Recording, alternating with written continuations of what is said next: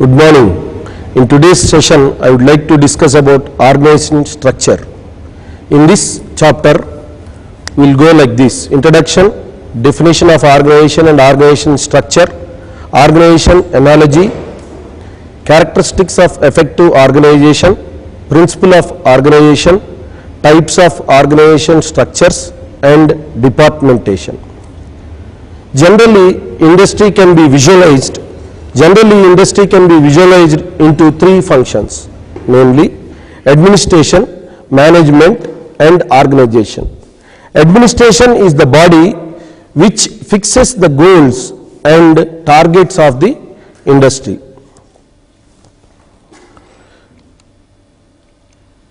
Administration is the determining function which decides overall policies, objectives, and goals of the industry. It mainly requires conceptual skill and human skill. Management is the executive function which implements administrative policies with the help of organization. It requires technical and human skill. Organization is the coordinative function which achieves overall function and coordinates the men, material, and machine to achieve maximum output with minimum cost. It requires technical and more of human skill. It is very difficult to draw a clear distinction between the function of administration, management, and organization. The functions sometimes overlap between them. In a small industry, administration, management, and organization will have few people, whereas in big industries, each administration wing will have so many people, and management people will have lot of people will be there in the management, and lot more people will be in the organization. Any organization will have three common features. It is composed of people, it exists to achieve some targets or goals, it has a hierarchical structure. And an organization is the effective arrangement of man or grouping of people together to achieve specific goals of industry with the utilization of material and machines effectively, so that maximum production with minimum cost is achieved. It is a dynamic process of coordinating different people to achieve common objectives like production and all, with effective utilization of resources like men, material, and machine to produce high production with low cost. Dynamic aspects refers to what has to be done. In an industry, mainly everything must be planned before. What is the procedure, what is to be done, and what to do, who has to do it, whom to be grouped, and whom to be report. So all this should be planned so that organization structures can effectively design. Organization structure is the establishment of relationship among persons operating at different levels. Organization is the structure. Organization structure is the actual coordination of so many people. What is the hierarchy? Who is the top boss and under who is there? What is the structure setup? It refers to network of relationship among persons. It clearly defines position of persons and their hierarchical responsibilities. A organization structure fixes the authority and responsibility of the people and groups. It allocates the duties and delegates the authority. It ensures proper flow of information, coordination and decision making to achieve the desired result. So this organization structure can be analyzed or can be better understood with a practical example. It can be analogy with a cricket team. A good organization can be compared with a cricket team. A cricket team consists of batsmen, bowler and fielders with a good captain. To win a match, total teamwork is essential. Everyone should feel the responsibility of their own duties to win the matches. A batsman should bat well, a bowler should bowl well, and the fielder should field well such that the team can win the match. So similarly, in this figure we can see the captain is there, vice captain, and a batsman, first down, second down, third down batsmen are there. They perform the batting features, and bowlers are there, fast, slow, medium, fast, medium, spin is there, off spin, leg spin like this, and respective fielders are there. Wicket keeper plays an important role, slip and offside and leg side fielders. Similarly, in an industry also, in an industrial structure also, a general manager is there and a works manager. Under him, production manager, financial manager, marketing managers are there. Under again production manager, you have production engineer, production supervisor and production assistants and so-called workers. Under financial manager, chartered accounts are there, accounts officer, accountant and so on and so forth. In a marketing, under the marketing manager, sales manager, sales supervisor and so on. In an industry, to achieve targets, to achieve targets of the production, it requires a team of general manager, production manager, financial manager and marketing and sales manager. A coordinate effort of all these people is essential at various levels in a systematic way. Everyone in the organization should feel the responsibility to produce a qualitative product. An effective organization should have the following characteristics. Characteristics of an effective organization: division of work, authority, structure, functional relationship, accomplishment of goals, communication, working environment, rules and regulations, economy. Division of work means the total work is divided into various activities and subtasks. This brings the division of labor, which improves the efficiency of individual. Authority structure. Organization should clearly define the duties, authorities and responsibilities of various persons at different levels. Functional relationship, how they are related. In an organization, everyone should know his duties and also to whom he is responsible, so that confusion doesn't prevail and work is done smoothly. Accomplishment of goals. The success of an enterprise depends on achievement of goals and targets of various departments. Communication. In an organization, information should flow in a systematic way with proper communication. It should have clear-cut information system so that duties and responsibilities can be fixed. Environment. Proper working environment must be created to have effective coordination among the people and groups. Rules and regulation. To maintain the discipline, to achieve good results, proper discipline should be enforced with proper rules and regulations. Economy. An effective organization improves its economy by avoiding idle time, that is reducing the ideal time, that is machine hours, man hours, all these should be properly used, and a proper reduction of ideal time will result in good profits. Wastage of materials and resources also should be avoided so that good profits can be achieved. Principles of an organization. Unity of objectives.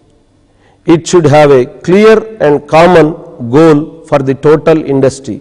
There should be a common goals and targets for the total industry such that everyone works for that target. Simplicity. An organization should have simple and easily understandable activities so that there is no confusion about the work. Balance. Work should be properly allocated such that no one is overburdened. Specialization. Effective organization must promote specialization depending on the skills and qualifications of the workers. Coordination.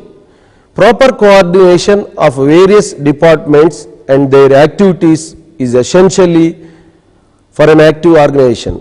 Proper coordination between the various levels should be achieved so that the end result is achieved properly. Control. To have proper control of various activities, the activities should be subdivided and allocated to small groups. That means the total work should be divided into subtasks, and the subtasks must be given to small groups so that the work can be easily achieved and the duties and responsibility can be fixed on small groups. Unity of command. Each subordinate should have one supervisor to avoid dual subordination. Delegation of authority. Necessary authority should be delegated to all levels of organization so that responsibility can be fixed. The top level to supervisor level, the authority must be properly delegated such that they can be asked for the work, and in turn the supervisor and the manager can question the workers to do their work properly. Flexibility. It should have a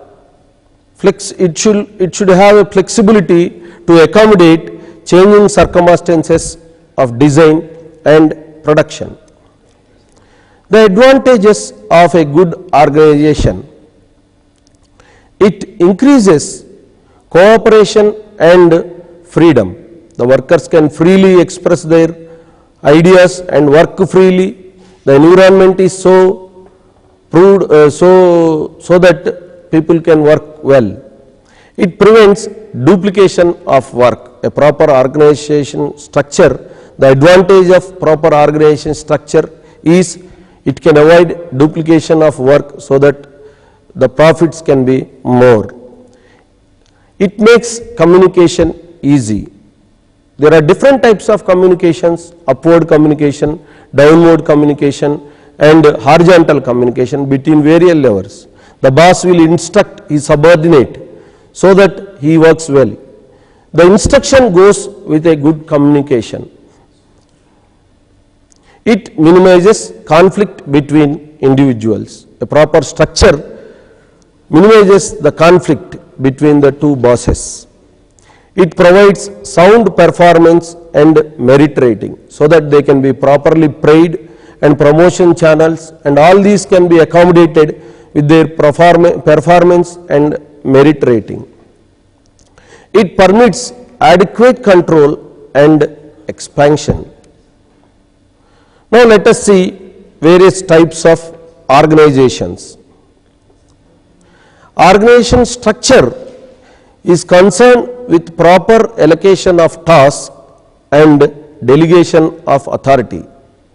That means combination of people and workers so that they achieve the targets. Based on this, there are different types of organization structures, namely line organization, functional organization, line and staff organization, project organization, committee organization, matrix organization, and so on and so forth. In this session, we will concentrate only on line organization, functional organization, and line and staff organization. In a line organization, it is the oldest and simple organization. It is also known as military organization or scalar organization. In this line organization, the orders flows from vertical to down. That means the boss always instructs his subordinates. There is no chance of reverse information. That means a subordinate can never tell anything or question his boss, and whatever is being instructed by the boss should be implemented. This is more in military. Military also, the hierarchy is strictly followed. The boss always instruct his junior or his subordinate, and his subordinate again instruct. Similarly, SP can instruct DSP, DSP to CI, CI to SI, SI to head constable to constable. Like this, they follow strict hierarchical responsibilities, and the instructions also goes from top to bottom. In this, the authority and communication flows vertically from top to bottom. Line of responsibility flows from bottom to top. That means what the work has been done should be reported to his immediate boss. Again, that boss will report it to his higher officials. The responsibility or work progress will be reported from bottom to top. Each department is self-contained, and the works goes independently. You can see this line organization structure, how generally a small line organization. In a medium industry, the structure goes like this. In a medium industry, you find a general manager with a financial manager, works manager, and marketing manager. Under general manager, a financial manager will have his own setup of accounts officer and accountant. Works manager will have production manager and production engineer. Marketing manager will have sales manager and sales assistants. So the workflow or the order goes from general manager to work manager, production engineer, and to various foremen. For performing various tasks, we have different foremen, and every foreman is attached with a group of workers. This is a typical diagram of line organization, where you see the workflow goes from general manager to worker. There is no interaction between the bosses. Only general manager will coordinate all these people and instruct. Accordingly, they will perform their duties. Advantages of line organization.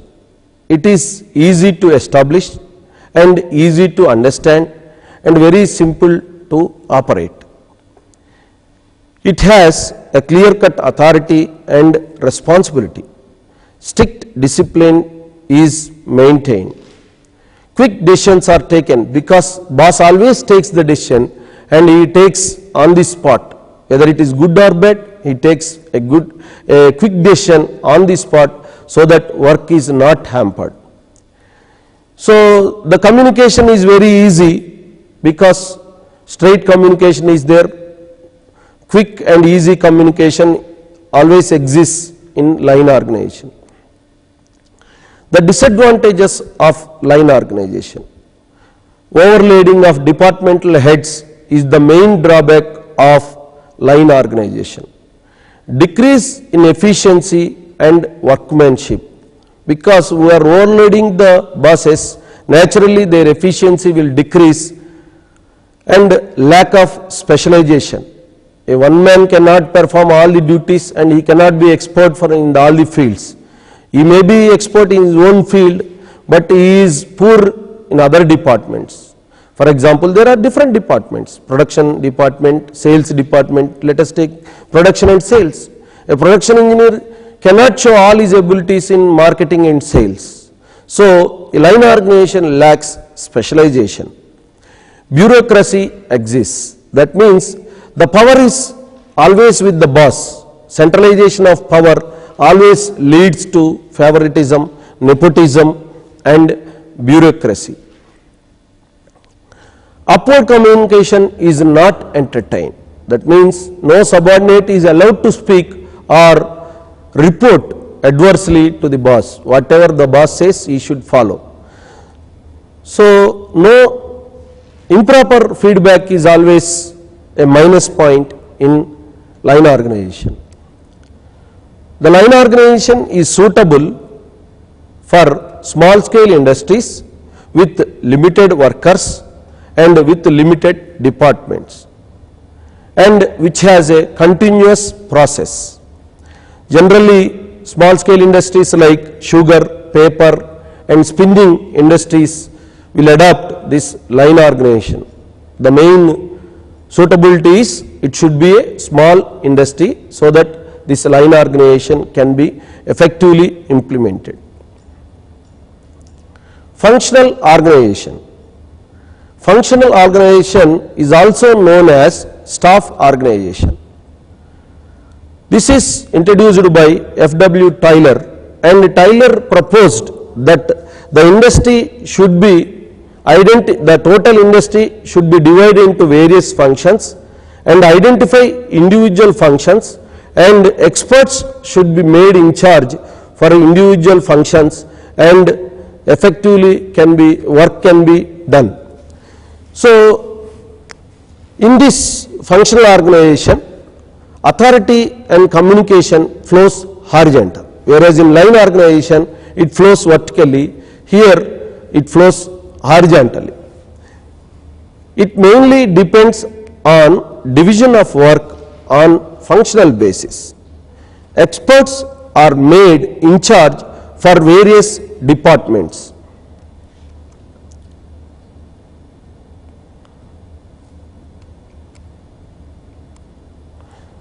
Let us see this figure where a functional organization structure is depicted. So, here also we will have a general manager, production manager, personnel manager and marketing manager. So, each functional specialist or expert can have an access with other departments. A production manager can have an access and he can instruct a sales manager and a personnel or office superintendent or personnel manager. So, each department will have access to the other departments.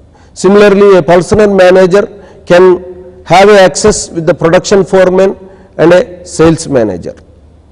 Marketing manager can in turn also will have a link or access with the production foreman and superintendent. So, there are so many workers. All these workers are asked to perform duties by all these heads, maybe production foreman, superintendent of personnel department and a sales manager. All these people will have common access with the workers. The advantage of functional organization is, the disadvantage of line organization is lacking of specialization.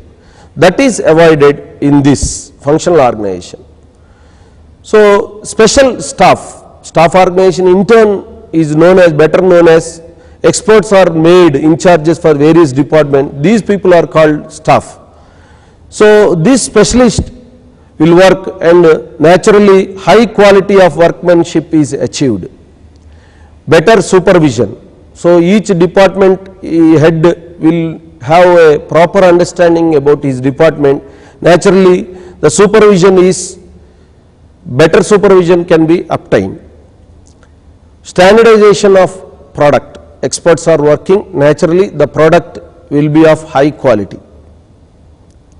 And we can also achieve high efficiencies in functional organization. Good quality product also. In functional organization it is possible to produce high quality products. The disadvantages of functional organization. Confusion among the workers about the work. Because there are so many bosses and every boss will come and instruct something, again some other boss will come and instruct something else. So this worker will get confused whom to follow. Naturally this confusion among the workers will lead to hampering of total work. So always decisions are taken, delayed decisions are there, experts are there, no two experts generally will agree, and naturally there is a conflict in decision making and decisions are delayed. Shifting of responsibility. This is also main drawback of functional organization. Everybody try to escape whenever a problem comes, everybody try to escape. Whenever they achieve good results, they own the responsibility, and whenever there is a problem, they try to shift the responsibility to the other bosses. Normally in functional organization, overlapping of authority, here also we have seen overlapping of authority is there. These people are getting instructions from various bosses. At the higher level also there is a confusion of their own authorities and responsibilities. That may lead to conflict between the bosses. Complication in operations. Too many instructions will sometimes complicate the workflow. More expensive because we are appointing experts for each function.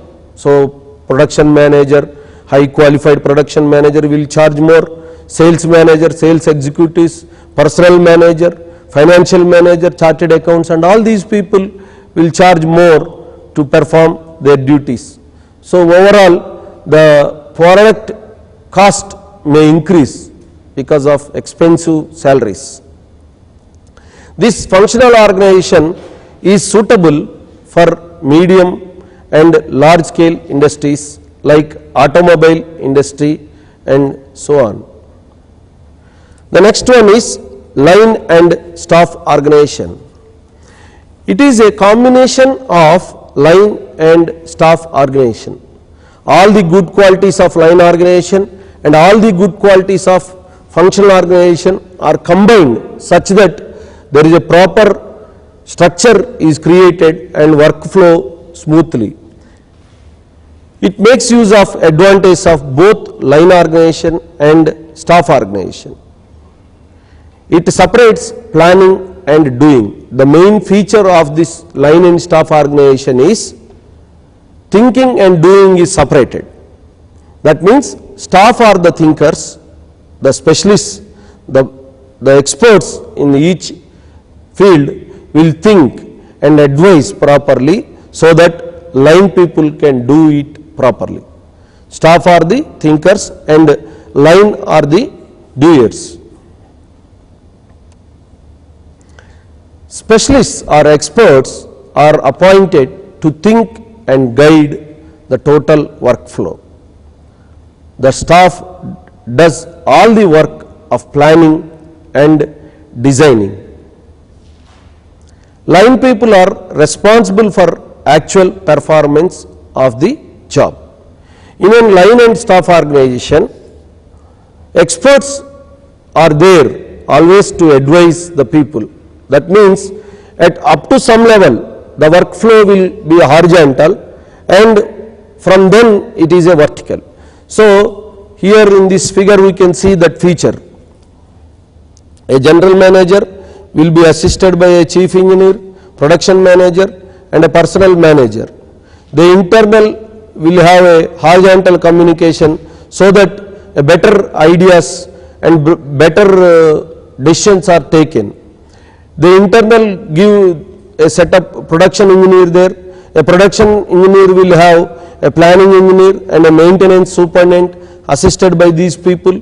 So at each level you have different experts and discussions are made to get a proper decision. At this level production manager is assisted by chief engineer and personnel manager. These people are coordinated by general manager. At the second level production engineer will be assisted by planning engineer or production planning engineer or maintenance superintendent engineer, and again production engineer will have a set of foremen to perform various duties. All these foremen are attached with a group of workers at various levels. It flows horizontally and it flows vertically. The advantages of line and staff organization. It has all the advantages of line organization and staff organization. The advantages of strict implementation of workflow of line organization, and the advantage of export ideas of staff organization. Like this, all the advantages of line organization and staff organization are the main features of this line and staff organization. It improves expert advice to the line management. So this horizontal line always helps the vertical line, that is line organization, to perform their duties. They give expert advice such that the work is always done in proper manner, in a qualitative manner. It is based on planned specialization without disturbing the unity of command. So that means it has a separate structure. An individual will have a separate structure so that unity of command is not disturbed. It is adaptable for progressive industries. Disadvantages of line and staff organization. There is a chance of misinterpretation. That means if in line and staff organization, the main disadvantage of staff organization is misunderstanding of bosses. That also prevails in this line and staff organization. That means two experts may not come to a common conclusion, and which leads to somebody is following some boss's orders, the other boss will get offended. This is also a small drawback in line and staff organization of misinterpretation of people or the bosses. Conflict and friction between line and staff organization. Always line people feel that they are experts in their own field, but experts will have a different idea about the workflow. Naturally, this leads to friction between the bosses and the production manager, production engineer, workers, and between them there is a friction of ideology. Conflict of ideology always exists, which hampers the work. Naturally, the structure consists of so many people. It is an expensive type of organization. This type of line and staff organization is suitable for large scale industry. Nowadays, all the large scale industries follow this line and staff organization. So a general manager always coordinates the top level officials, production manager, works manager, sales manager, marketing manager, personnel manager, financial manager. Every day they meet and discuss what to be done, what are the targets for the day, for the week, for the month, for the year. They decide, and naturally each boss will go out and he will in turn instruct his own group of people to perform the duties.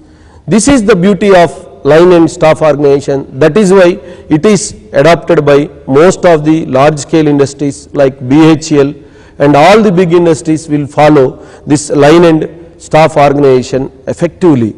The results are also good because at all the stages a coordination is done by the boss, so-called general manager and so-called works manager. In the department, a production manager will coordinate a production engineer, a maintenance engineer, and so on and so forth. So a qualitative product can be achieved in this line and staff organization. Though it is expensive, the results are good. It is followed in the large scale industries. Another organization structure is the main field or of organization structure is departmentation. Tyler advised that departmentation always is good to achieve more results. How to departmentation? How to identify various departments? Maybe in the initial stage, according to the functions, that means what product has to be produced, whether it is customer oriented or types of customers, and so on and so forth. Actually, in an industry, a new upcoming or the large industry will have different departments. Departmentation is one important aspect of building an organization. The aim is to take advantage of the principle of division of labor and specialization. Departmentation may be done based on various functions. For example, let us see this. In a major modern industry, the main departments are as follows. Administrative department. Administrative department will look after all the personnel manager will look after about the persons, their promotions, their placements, their training and all. And one more wing in the administrative guy, AO. Administrative officer will be there, under him office superintendent and UDCs, LDCs. Like that, administrative wing will look after the people who are working in the industry. The major department in a big industry is administrative department. Similarly, you have a sales department and a marketing department. In a sales department, marketing people will have their own way of dealing the marketing strategies. Maybe advertising through TVs, maybe advertising through papers, spreading of pamphlets. They will have their own strategy. This is all looked after by marketing manager, and distribution, sales, all this is looked after by the sales department. Similarly, in production department, you have different production. Under the production department, you have a purchase department, stores department, and main production department is also there. Purchase department will look after what are the various materials that are to be purchased, from where they are to be purchased, and at what markets they are to be purchased, and all these decisions are taken by purchase department. Similarly, under production department, you have stores department. Every store department will have a stores officer who takes the decision of issuing of the material, whether to issue or not. A storekeeper will be there under him.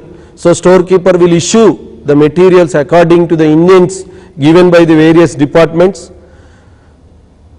Similarly, a production department will have regular maintenance department, weekly maintenance, like that. Maintenance are regular, daily maintenance, weekly maintenance and yearly maintenance. All the machines that are used regularly are to be overhauled or repaired at regular intervals. All these is looked after by maintenance department.